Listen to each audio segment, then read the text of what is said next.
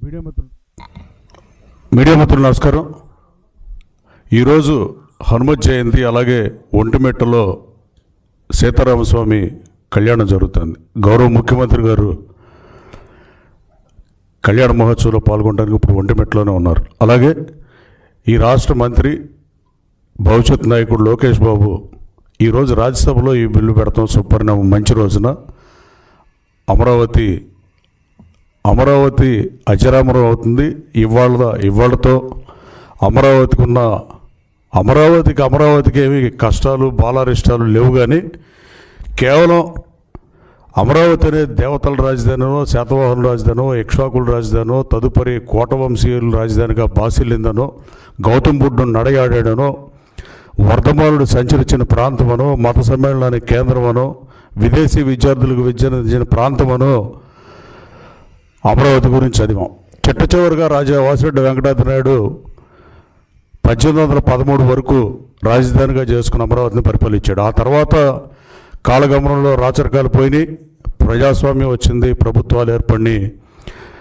53లో కర్నూలు వెళ్ళాం, 56లో హైదరాబాద్ వెళ్ళాం. ఆ రోజు బూర్కుల రామకృష్ణరావు గారు రాజీనామా చేసి మరి సమైక్య రాష్ట్రంలో ఏర్పడటానికి ముఖ్యమంత్రి పదవిని త్యాగం చేశారు. తర్వాత మళ్ళీ 200 సంవత్సరాల తర్వాత ఈ రాష్ట్రం విభజనకు గురై ఆ రోజున అన్యాయంగా, అక్రమంగా, అశాస్త్రీయంగా రాష్ట్రాన్ని విభజిస్తే చంద్రబాబు నాయుడు గారు 5 లక్షల కోట్లు ఇవ్వండి, ఈ రాష్ట్రం నష్టపోద్దని చెప్తే ఆ రోజున ప్రతిపక్ష పార్టీలు నవ్విన పరిస్థితి.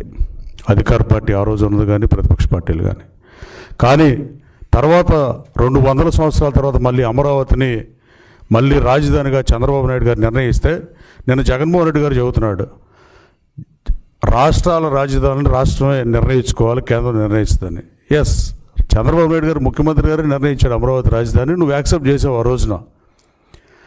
ఆ రోజున నువ్వు అమరావతి అన్ని రకాలుగా అనుకూలంగా ఉందని చెప్పి నువ్వు మాట మార్చి, నువ్వు మాటను తిప్పి, నువ్వు మారేవని అందరూ మారాలనుకుంటాం సహేతుకం కాదు. జగన్మోహన్ రెడ్డి గారు, చంద్రబాబు నాయుడు గారు అమరావతిని రాజధానిగా ఎంపిక చేసి గత వైభవం ఎంతో ఘనకీర్తి కలిగిన అమరావతిని మళ్ళీ రాష్ట్రానికి రాజధాని చేసే అవకాశం వస్తే, ఆయన రాజధానికి చేస్తే నువ్వు అడుగున అడ్డపడింది వాస్తవం కాదా? నువ్వు ఎన్ని కఠోరమైన ప్రయత్నాలు, నీ ముఖ్యమంత్రి పదవిని, సభానాయకుడిగా నీకు ప్రజలు ఇచ్చిన అధికారాన్ని 151 సీట్లు వచ్చి అధికారం ఇస్తే ఉమ్మడి రాష్ట్రం కలిసి ఉన్నా కూడా మ్యాజిక్ ఫిగర్ కన్నా నీకు ఆ రోజు ఎక్కువ రాష్ట్ర ప్రజలు ఇస్తే నువ్వు చేసిన పనికిమాల పని వల్ల, అమరావతిని కదిపిద్దాం అనుకోవడం వల్ల, నువ్వు అమరావతిని మారుద్దామని నువ్వు చేయని ప్రయత్నం లేదు. అది జ్యుడిషియల్గా కానీ మామూలుగా కానీ ప్రజల్ని బాధ పెట్టి, రైతులు ఉసురు పోసుకుని ఒకటంటిగా ఇట్ట మాట్లాడకపోతే చాలాసేపు పడుతుంది. కానీ జగన్మోహన్ రెడ్డి, మీరు అమరావతిని సర్వనాశనం చేద్దామని ట్రై చేసిన అమరావతి పంచారామాల్లో శైవక్షేత్రం అది, అమరావతి ప్రాశస్యం అట్లాంటిది. నువ్వు చరిత్ర చదువుకో, అమరావతి గొప్పతనం జరుగుతుంది. అమరావతిని నువ్వు ఇంచు కూడా కదపలేకపోయావు. ఆఖరికి చిట్ట చివరికి ఈరోజు నిన్న లోక్సభలో ఆమోదం పొందింది. దేశవ్యాప్తంగా ఉన్న అన్ని రాజకీయ పార్టీలు దీన్ని స్వాగతించి రాజధాని ఒకటే ఉండాలనే ఉద్దేశంతో, ఏ రాష్ట్రానికైనా రాజధాని ఉందా అంటావు, అసలు దేశానికి రాజధాని ఉంటుంది కానీ రాష్ట్రాలకు లేదంటావు. కేంద్రం కూడా రాజధాని విషయంలో పాత్ర లేదని ఎఫిడవిట్ ఇచ్చిందంటావు నేను ప్రెస్ మీట్లో. నీకు చరిత్ర తెలీదు. ఇప్పుడు అమెరికాలో 50 రాష్ట్రాలు ఉంటే 50 రాష్ట్రాలకి రాజధానులు ఉన్నాయి. పోనీ నువ్వే దేశం అన్న చెబితే దానికి రాజధానులు ఉన్నాయి. నువ్వే చెప్పావు సౌత్ ఆఫ్రికాకి 3 రాజధానులు ఉన్నాయని. ఆ రోజు నువ్వేమన్నా ఆంధ్రప్రదేశ్ రాష్ట్రాన్ని దేశం అనుకుని 3 రాజధానులు పెడదాం అనుకున్నావా? లేకపోతే లోటు బడ్జెట్ ఉందని నీకు తెలియదా? అసలు నీకు చరిత్ర తెలియదా? తెలియకుండానే మాడతావు కూడా నాకు అర్థం కావట్లా. ఇంకో ఆశ్చర్యకరమైన విషయం, నేను ప్రెస్ మీట్లో జగన్మోహన్ రెడ్డి చెప్పేది మావి గన్నని పెట్టాలంట. ఈ మావి గన్న ఏదో అది బాధాకరం, కానీ భాషా ప్రయోగంలో మాట్లాడకూడదని సంస్కారం అడ్డొస్తుంది తప్ప, ఇది అసలు మావి గన్న అంటే మచిలీపట్నం ఏంటి, విజయవాడ, గుంటూరుని అసలు VCTM ఉడా నుంచి కాపీ చేశాడో, లేకపోతే ఆయన సలహాదారులు చెప్పారో, లేకపోతే ఆయన ఇంటలెక్చువల్ స్మార్ట్ అనుకునే ఒక నాయకుడు చెప్పాడో, లేకపోతే ఒక స్ట్రీట్ స్మార్ట్ అనే వాడు నమ్ముతాడు అతను చెప్పాడో నాకు తెలియదు. కానీ ఇది ఈ మావి గన్ అంటే అసలు ఎవడన్నా దీంట్లో మళ్ళీ పైపెచ్చి అక్కడితో ఆపకుండా మావిగన్లో గన్ను ఉందని మీకు అభ్యంతరం అయితే వేరే పేరు పెట్టుకోండి అంట. అసలు రివాల్వర్ కనుక్కున్న శామ్యూల్ కోల్డే రివాల్వర్ని చాలామంది చంపడానికి అన్యాయంగా, అంటే గన్ అనేది పోలీసుల చేతిలో ఉండాలి తప్ప ఎవరి చేతిలో పడితే ఆ చేతిలో ఉంటే చాలామందిని చంపారు.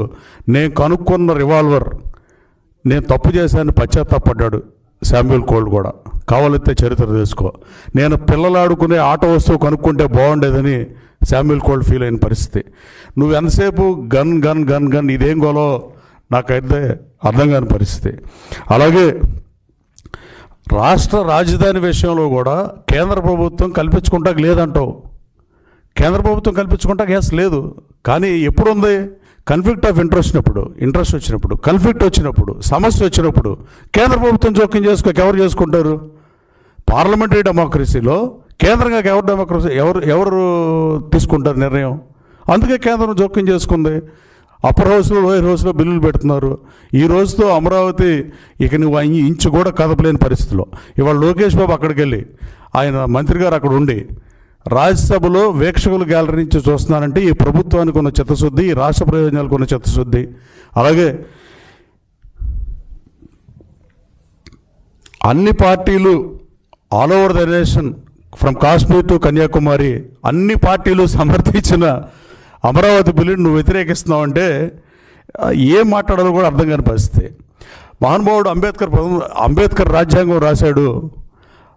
ఆ రాజ్యాంగాన్ని లిఖిత రాజ్యాంగం లేని దేశాల నుంచి యూకే రాజ్యాంగాన్ని మరికొన్నిటిని సమీకరించి సమీక్ష చేసి మేధోమథనం చేసి ఆ రోజు ఉన్న టీంలో వాళ్ళందరూ అన్నీ వెరిఫై చేసి అంబేద్కర్ గారు రాజ్యాంగాన్ని రాసిన మహానుభావుడు అంబేద్కర్ అయితే 1952లో, నీకు హిస్టరీ తెలియదేమో ఒకసారి చెక్ చేసుకో, 52లో కేంద్ర న్యాయశాఖ మంత్రిగా హిందూ యాక్ట్ బిల్ని అంబేద్కర్ ప్రవేశపెట్టాడు లోక్సభలో మంత్రిగా.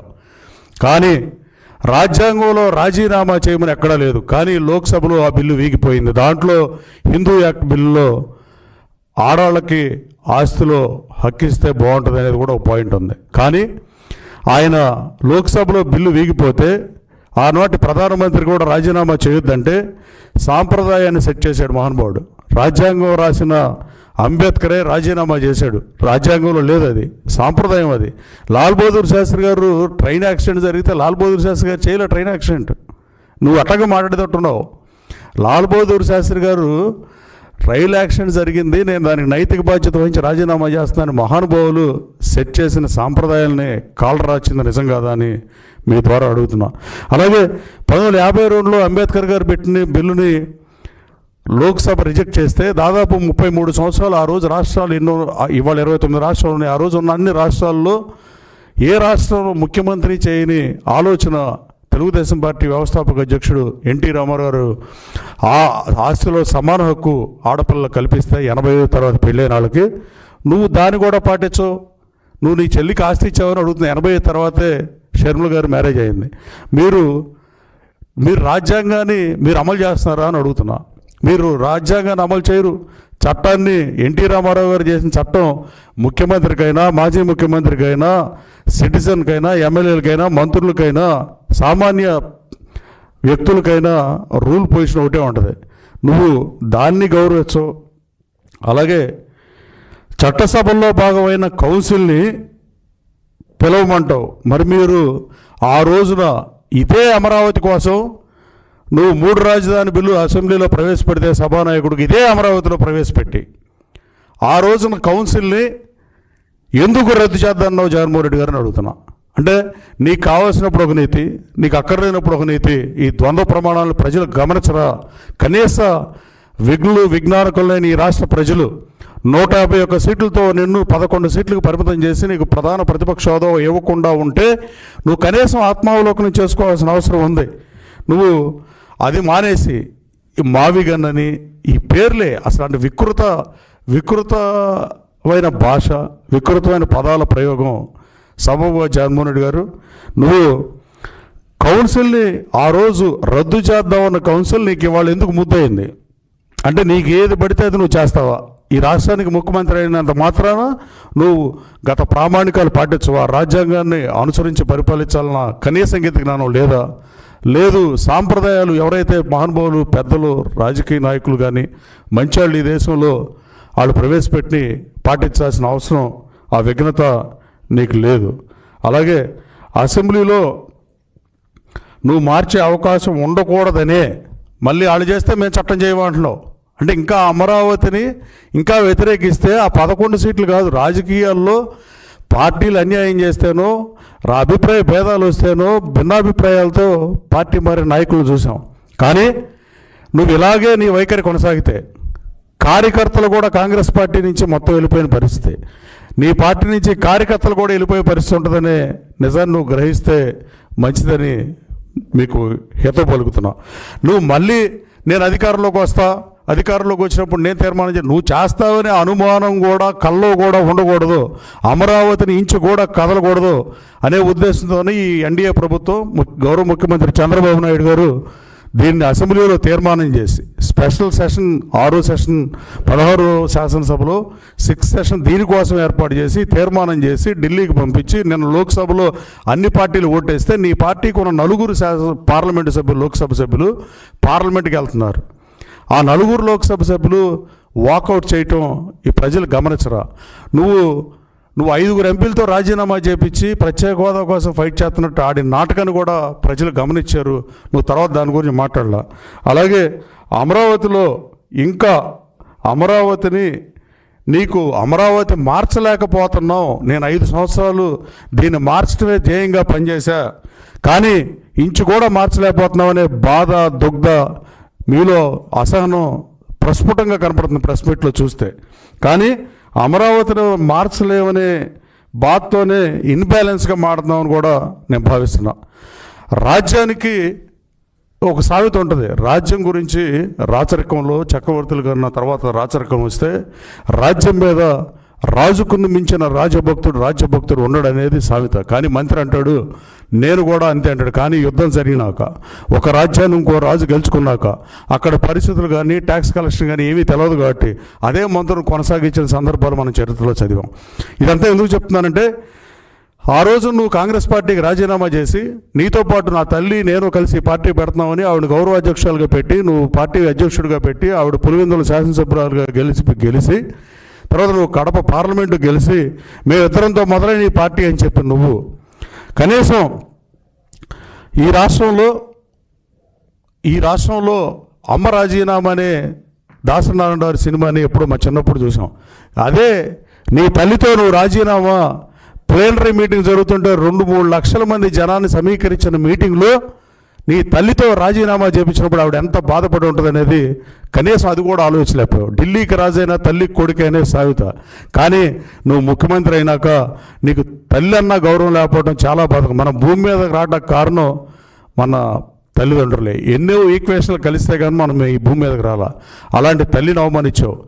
ఆవిడ అలాగే 3000 కిలోమీటర్లు నీ కోసం పాదయాత్ర చేసి నువ్వు 16 మాసాలు జైల్లో ఉన్నప్పుడు నీ పార్టీని నడిపి నీ తల్లికి చెల్లి 3000 కిలోమీటర్లు నడిస్తే ఆవిడని అన్ని నియోజకవర్గాల్లో తిప్పుకుని చాలామంది వైసీపీ నుంచి ఎమ్మెల్యేలకు ఎలక్ట్ అయిన కొడాలి నాని లాంటి వాళ్ళు కూడా చెబుతున్నారు. మరి ఆవిడ నువ్వు ఎందుకు ప్రచారానికి పిలిచావు షర్మిల గారిని అని అడుగుతున్నా. ఆవిడకి అన్యాయం చేసి ఆఖరికి 3000 కిలోమీటర్లు పాదయాత్ర చేసినానికి లెక్కలేదు. తల్లి రాజీనామా చేయించావు, వాళ్ళ ఆత్మక్షోభకు గురి చేసావు. నువ్వు ఇంట గెలిచి రచ్చగలవమనే తెలుగు సామెత నువ్వు ఇంట్లోనే ఇలాంటి పరిస్థితి ఉన్నప్పుడు అలాగే మీరు ఆలోచించాల్సింది ఎవరన్నా పదవి ఇస్తే 2 లక్షల మంది ముందు ప్రమాణ స్వీకారం చేస్తాం, కానీ పదవి తీసేస్తే నాయన నీ దగ్గరే చూసాం మొట్టమొదటిసారిగా రాజ్యం మీద రాజభక్తుడు చెప్తా నేను డివేట్ అయ్యా. అలాంటి పరిస్థితుల్లో నువ్వు 2014లో నీకు 67 సీట్లు వస్తే 2019లో ఎట్టి పరిస్థితుల్లో నువ్వు ముఖ్యమంత్రి అవ్వాలని నువ్వు నీ భార్య ఎలా కోరుకున్నారో మీ సతీమణి ఎలా కోరుకున్నారో అలాగే నీ తల్లి వైఎస్ విజయమ్మ గారు కానీ షర్మిల గారు కానీ అంతే స్థాయిలో కోరుకోకపోతే వాళ్ళు అలా పనిచేయరు. ఒకటి ఎవరైనా విభేదించవచ్చు, నీకు ప్రతిపక్ష హోదా రాదని చెప్పి నేను ఎన్నికల ముందే చెప్పేదానికి ప్రధానమైన కారణం అన్నదమ్ములకో అక్క చెల్లెళ్ళకో నచ్చపోవటం ఉంటుంది, కానీ కన్న తల్లికి మనం ఎలాంటి వాళ్ళమైనా నచ్చుతాం. అలాంటిది కన్న తల్లికి కూడా జగన్మోహన్ రెడ్డి నచ్చలేదంటే ఈ రాష్ట్రపతికి నచ్చడు. ప్రధాన ప్రతిపక్ష హోదా ఈ రాష్ట్ర ముఖ్యమంత్రిగా అతను పనిచేస్తున్న జగన్మోహన్ రెడ్డికి రాదని చెప్పా. అలాగే చంద్రబాబు నాయుడు గారి హోదా తీసేద్దాం అనుకున్నావు, అది ఫెయిల్ అయ్యావు. అలాగే రాజ్యం మీద రాజభక్తి లాగానే ఇతను వాళ్ళిద్దరూ కూడా ఎంత బలంగా కోరుకున్నారో 2019లో జగన్మోహన్ రెడ్డి రాష్ట్రానికి ముఖ్యమంత్రి అవ్వాలని ఎంత కోరుకున్నారో వాళ్ళే 2024 ఎన్నికలకు వచ్చేపాటికి ఈ అమరావతిని మార్చడం కానీ ఇతను చేసిన అనాలోచిత నిర్ణయాలు కానీ 1 కాదు 2 కాదు, అది రిషికొండ ప్యాలెస్ కానీ మెడికల్ కాలేజీ పెడతాం వదిలేయటం, అన్నీ అరా కొరగా మార్చేయటం, అభివృద్ధిలో సగంలోని పనులు ఆపేయటం, రాజధాని మారుద్దామని ఆలోచన చేయటం, ప్రజావేదికను కోల్చడం, ఇవన్నీ చూసి విసిగి వేసారి 2024కి వచ్చేపాటికి అదే వైఎస్ విజయమ్మ గారు, అదే షర్మిల గారు చంద్రబాబు నాయుడు గారు ముఖ్యమంత్రి అయితే బాగుండని కోరుకున్నారని నేను బలంగా నమ్ముతున్నా, నో డౌట్ వ్యక్తిగతంగా. అలాగే నువ్వు ఇలాగే రాజధాని మీద స్టాండ్ తీసుకుంటే బల్లలు కొట్టి ఆ రోజున 151 మంది శాసనసభ్యులు 3 రాజధానులు చేస్తున్నామంటే మీ ఇంట్లో మీటింగ్ పెట్టినప్పుడు నలుగురు, ముగ్గురేమో గెలిచిన శాసనసభ్యులు, ఓడిపోయిన నేను వ్యతిరేకించాం, మిగతా వాళ్ళు బల్లలు కొట్టారు. అలాగే అసెంబ్లీలో 151 మంది బల్లలు కొట్టారు నీతో సహా. వాళ్ళందరిలో ఇప్పుడు సభలో 11 మంది వచ్చారు, 4 కొత్త వాళ్ళు వచ్చారు, ఒక 7 నీతో సహా పాతాళ్ళు వచ్చారు. అంటే ప్రజా తీర్పు ఎలా ఉందో గ్రహించకపోతే అది మీ చాయిసే. ఇంకా వాళ్ళందరినీ ప్రజలు ఇంటి దగ్గర కూర్చోబెట్టినా మీరు ఇంకా ఇలాగే మాట్లాడితే కాంగ్రెస్కి ఎలా కార్యకర్తలు దూరం అయ్యారో, కార్యకర్తలు కాంగ్రెస్ పార్టీకి రాజీనామా చేసి ఎలా మారిపోయారో, విపత్కర పరిస్థితులు వచ్చినప్పుడు రాజకీయ పార్టీ నుంచి కార్యకర్తలు కూడా దూరం అయిన సందర్భాలు ఈ దేశంలో చాలా రాజకీయ పార్టీలు జరిగినాయి. అది ఇదే స్టాండ్లో వైఎస్ఆర్సీపీని మీరు నడిపితే అదే పరిస్థితి మీకు వచ్చే పరిస్థితి ఉందని నేను బలంగా నమ్ముతున్నాను. అలాగే నిద్రపోయే వాళ్ళని లేపొచ్చు కానీ నిద్ర నటించే వాళ్ళని లేపలేం అనే సామెత జగన్మోహన్ రెడ్డికి ముమ్మాటికి సరిపోతుంది. మీరు ఆడేది నాటకం కదా. ప్రతిపక్ష హోదా ఎప్పుడు వస్తుందో, ఎంతమంది వస్తుందో అనే రూల్ పొజిషన్ మీకు తెలియదా? తెలిసి నాటకం మీరు ఆడలేదా? మీరు నిన్న చంద్రబాబు నాయుడు గారు నాటకం ఆడతారు, ముమ్మాటికి నాటకం ఆడేది మీరు.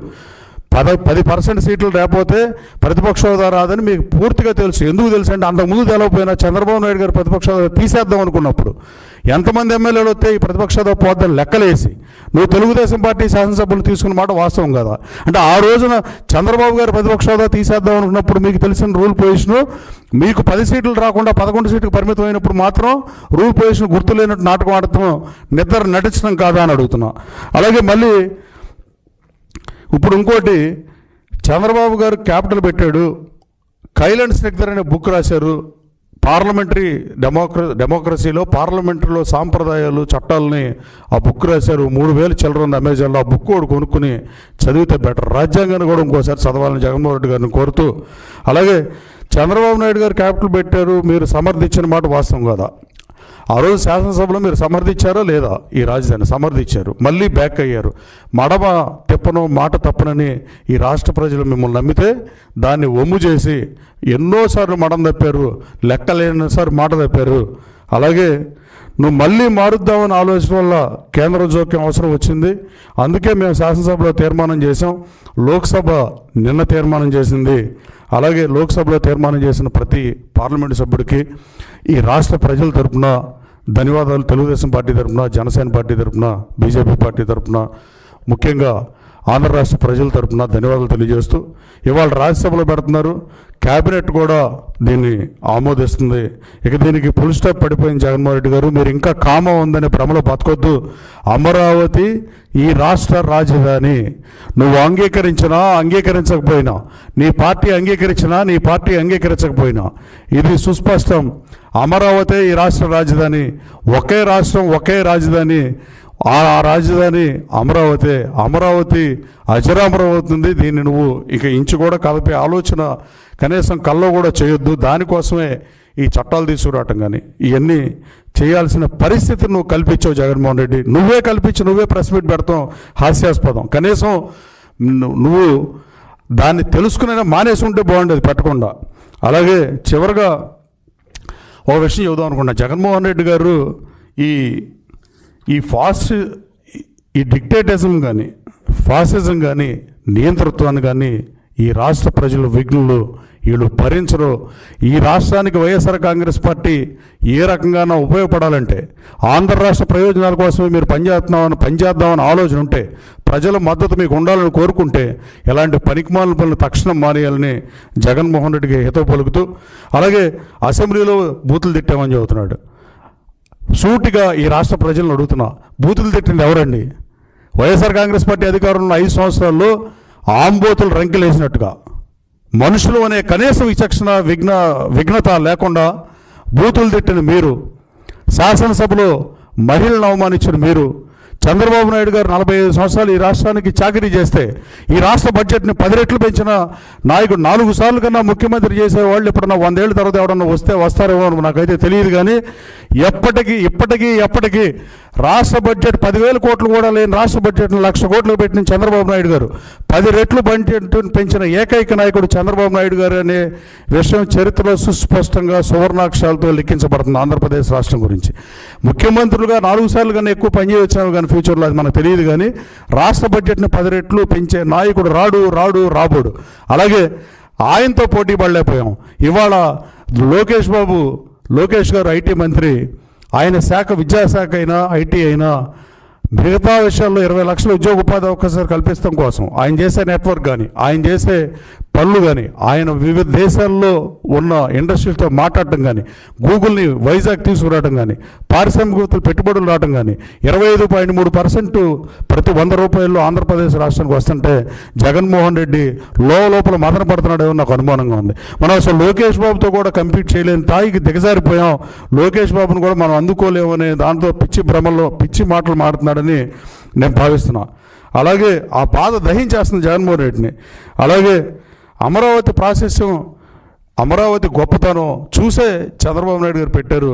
ఆయన పెట్టిన దాన్ని ఇవాళ పార్లమెంట్ సమర్థించడం, ప్రజలు సమర్థించడం, అమరావతి రైతులు సమర్థించడం. మీరు ఎంతసేపు అమరావతి గురించి మాడమంటే రైతు గురించి మాడతావు. అసలు నీ దగ్గర ఆన్సర్ లేకుండా నువ్వు మీట్ ది ప్రెస్లో గతంలో ఉన్న విలేకరులు వెనకటి వాసుదేవ దీక్షితులు గారిని, కృష్ణారావు గారిని, ఇంకా చాలామంది ఒక 40 ఏళ్ల క్రితం ఎవరైతే రాష్ట్ర రాజకీయాల్లో మంచి జర్నలిస్టులుగా పేరు పొంది వాళ్ళ జీవితాలని ఫోర్త్ పిల్లర్గా అనుకుని మీడియాకి పేరోలు పేచెక్లు ప్రాపర్గా మినిమం వేజెస్ లేకపోయినా అలాంటి మీడియాలో పనిచేసిన వెనకనున్న మంచి జర్నలిస్టులతో కనుక మీట్ ది ప్రెస్ పడితే నువ్వు 2 గంటలు కాదు కదా, అరగంట కూడా మాట్లాడలేవని నేను బలంగా నమ్ముతున్నా. అసలు ఎవరో క్వశ్చన్ ఎయ్యక తప్ప. అలా కాకుండా అనుకూల మీడియాలుగా మారిపోవడం కూడా బాధాకరం. అలాగే మీరు 151 వచ్చింది, ఆత్మావలోకనం చేసుకోండి. మిమ్మల్ని ఈ అమరావతిని ఈ పాలన భరించలేక కూటమికి, అలాగే చంద్రబాబు నాయుడు గారు అయితేనే ఈ రాష్ట్రాన్ని గాడిలో పెట్టగలని నమ్మి పవన్ కళ్యాణ్ గారి సహకారంతో, బీజేపీ సహకారంతో 164 సీట్లు ఇచ్చి నీకు ప్రతిపక్ష హోదా ఇవ్వలేదంటే మీ విధానాలను మళ్ళీ సరిచేసుకోవాల్సిన అవసరం నీ మీద ఉంది. ప్రజల్ని పరామర్శించవు కానీ జైల్లో ఉన్న నాయకుల్ని పరామర్శిస్తావు. చివరిగా మన ఎమ్మెల్యేలకి అయ్యన్న పాత్రుడు గారు లాస్ట్ ఇయర్ గేమ్స్ పెట్టారు, స్పోర్ట్స్ అండ్ గేమ్స్. ఈ సంవత్సరం కూడా ఇందిరాగాంధీ స్టేడియంలో పెట్టారు. జగన్మోహన్ రెడ్డి గారు రాలేదు. కానీ జగన్మోహన్ రెడ్డి గారి వైఖరిని నిశ్చితంగా గమనిస్తే ఆయన కూడా క్రికెట్ టోర్నమెంట్కి వచ్చి ఆడుంటే డెఫినెట్గా ఈ ఎమ్మెల్యేలు ఏ పార్టీ వాళ్ళైనా వీళ్ళు బాల్ని రబ్ చేసి ఎట్టి పరిస్థితుల్లో జగన్మోహన్ రెడ్డి వికెట్ తీద్దామని ప్రయత్నం చేస్తా బాల్లో రుద్దుతుంటే, కానీ జగన్మోహన్ రెడ్డి గారి ఈగోకి, జగన్మోహన్ రెడ్డి గారి మెంటాలిటీకి, జగన్మోహన్ రెడ్డి గారి ఆలోచన విధానానికి, అరే అసలు మనం ఈ ఎమ్మెల్యే ఆ ఎమ్మెల్యే ఇలాది ఈ మంత్రి ఏళ్ళ బాల్కి అవుట్ అవడం వేస్ట్, మనం అవుట్ అవ్వకూడదని చెప్పి ఆయనే హిట్ వికెట్ కొట్టి వెళ్ళిపోయే పరిస్థితి. అలాంటి నేచర్ మాజీ ముఖ్యమంత్రికి ఉందంటంలో ఏమాత్రం సందేహం లేదు. ఇంకా వైఎస్ఆర్సీపీ రాష్ట్రం కోసం పనిచేద్దాం అనుకుంటే జగన్మోహన్ రెడ్డి స్టాండ్ మార్చుకుంటే తప్ప ఈ రాష్ట్రంలో వైఎస్ఆర్సీపీ వల్ల రాష్ట్ర ప్రజలకి ప్రయోజనం జరగాలంటే నీ వైఖరి మారాలి జగన్మోహన్ రెడ్డి గారు అని తెలియజేస్తూ ఈరోజు ఆసేతు హిమాచలం ఎంపీలందరూ అమరావతి రాజధాని సమర్థించి ప్రత్యక్ష ఎన్నికల్లో పోటీ చేసి లోక్సభకి ఎన్నికైన ఎంపీలందరికీ మా రాజధాని అమరావతి బిల్లు మీద ఓటేసి నందుకు మీకు సెల్యూట్ చేస్తూ రాజ్యసభలో కూడా ఈరోజు ఆమోదం పొందుతుంది. అలాగే రాబోయే కాలంలో అమరావతి అజరామం అవుతుందని తెలియజేస్తూ ధన్యవాదాలు.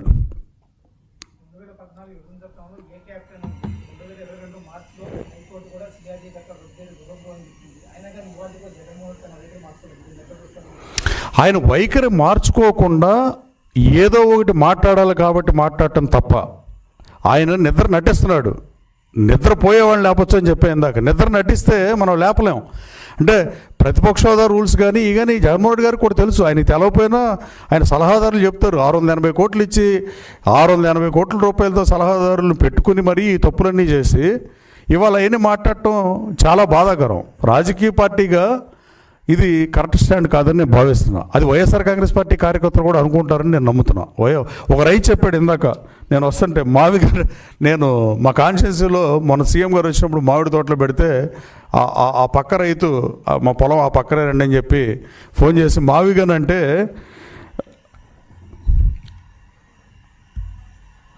మామిడి పంటకి ఒక దశలో పూత దశలో వచ్చే ఒక రకమైన తెగులు పేరు అది అంట. మరి ఆయన తెలిసి చెప్పాడో తెలవక చెప్పాడో నాకు తెలియదు, కానీ రైతు చెప్పాడు. నాకైతే అంత క్లారిటీ లేదు, బట్ రైతు చెప్పాడంటే నిజమే అనుకున్నా. వ్యవసాయం 6 కాలం కష్టపడి వ్యవసాయం చేసే రైతు సోదరుడు చెప్పాడంటే అది నిజం నమ్ముతున్నా.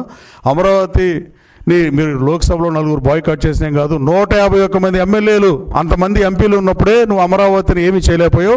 ఇవాళ మీకున్న 4 ఎంపీలతో 11 మంది శాసనసభ్యులు అమరావతిని ఇంచు కూడా కదలచో జగన్మోహన్ రెడ్డి గారు. ఇక ఆలోచన ఇవాళ నుంచి విరమించుకుని ప్రశాంతంగా ఏం చేస్తే బాగుంటుంది, మన పార్టీని ప్రజల్లోకి ఎలా తీసుకెళ్ళాలి, మనం ఈ రాష్ట్రానికి ఏ రకంగా ఉపయోగపడడం, నిర్మాణాత్మకమైన పాత్ర ఎలా పోషిద్దాం, అసెంబ్లీకి వద్దాం ఇక అనే ఆలోచన చేసి నీ పార్టీ నుంచి 4 శాసనసభ్యులు కొత్తగా గెలిస్తే వాళ్ళు అలో లక్షలాలు ఏడుస్తున్న పరిస్థితి. వాళ్ళు మేము అసెంబ్లీ చూస్తామో చూడకుండానే రిటైర్ అయిపోతామని బాధపడే పరిస్థితులు ఈ రాష్ట్రంలో వైఎస్ఆర్ కాంగ్రెస్ పార్టీ ఇంటర్నల్గా నెలకొన్నాయి. దయచేసి అలా చూడాలని కోరుతూ ఇక అమరావతి గురించి రేపటి నుంచి దయచేసి నువ్వు మాట్లాడవద్దు జగన్మోహన్ రెడ్డి గారు. నీకు ఛాయిస్ లేదు, నీకు ఛాన్స్ లేదు, ఛాయిస్ లేదు, ఆప్షన్ లేదు. అమరావతి నీకు ఇష్టం ఉన్నా ఇష్టం లేకపోయినా అమరావతి రాజధాని, అమరావతి అజరామరం, అమరావతి దేవతల రాజధాని, అమరావతి ఈ రాష్ట్రానికి ఉన్న ఏకైక రాజధాని. Thank you so much. అనుకోవచ్చు. అంటే ఆయన వైఖరి అవ్వన పెళ్లికి భజంత్రిలాగా ఇంకా ఎన్నాళ్ళు అమరావతి గురించి మాట్లాడు. అమరావతి అమరావతి అమరావతి అమరావతి అని అంటే 11 మందిని నీ పార్టీ నుంచి పోటీ చేయించినప్పుడు లేనిది 3 శాసనసభ్యులు వ్యతిరేకించినా పట్టించుకోవాలా. ప్రజాస్వామ్యంలో ఫీడ్బ్యాక్ ఇంపార్టెన్స్ ఇస్తారు. చంద్రబాబు నాయుడు గారు అయితే మా మీద కూడా ఎవరైనా ఐవీఆర్ఎస్లు తీసుకుని మేము పని చేస్తున్నామో పని చేయట్లేదు తీసుకుంటారు. మీరు అసలు ఫీడ్బ్యాక్ తీసుకోరు. మీరు అనుకుందే చట్టం, మీరు అనుకుందే న్యాయం అంటే కుదరదు జగన్మోహన్ రెడ్డి గారు. అది నీ పార్టీ వరకే కుదురుద్ది. నీ పార్టీలో పోలిట్ బ్యూరో వాళ్ళకి కానీ ఎవరికన్నా మాట్లాడేవాళ్ళకి అదే పొలిటికల్ అడ్వైజరీ కమిటీలో కానీ మాట్లాడేవాళ్ళకి కూడా అవకాశం ఉంటుందో లేదో నాకైతే తెలియదు, కానీ మీ పార్టీలో నీ ఇష్టం కానీ రాజకీయాల్లో చట్టసభల్లో మీ ఇష్టం కాదు. ఇది ఎట్టి పరిస్థితిలో చట్టాలకు లోబడి రాజ్యాంగానికి అనుగుణంగా ఎవరైతే మ్యాండేట్ ఇచ్చి గెలిపించారో ఆ శాసనసభ్యులు తీర్మానం చేసి మేము పంపించాం. అలాగే బీజేపీ సపోర్ట్ చేసింది, ఉప ముఖ్యమంత్రి పవన్ కళ్యాణ్ గారు కూడా సపోర్ట్ చేశారు. ఇవాళ రాష్ట్రంలో ఉన్న మా 3 పార్టీలే కాదు, దేశంలో ఉన్న అన్ని పార్టీలు ఎక్సెప్ట్ వైసీపీ, దానికి మీరు సిగ్గుపడాలి. ఈ రాష్ట్ర ప్రజలు 11 సీట్లు మీకు ఇచ్చినందుకు, 4 లోక్సభ సీట్లు ఇచ్చినందుకు కూడా వాళ్ళని మీరు మరోసారి అవమానించారని నేను భావిస్తున్నాను. Thank you.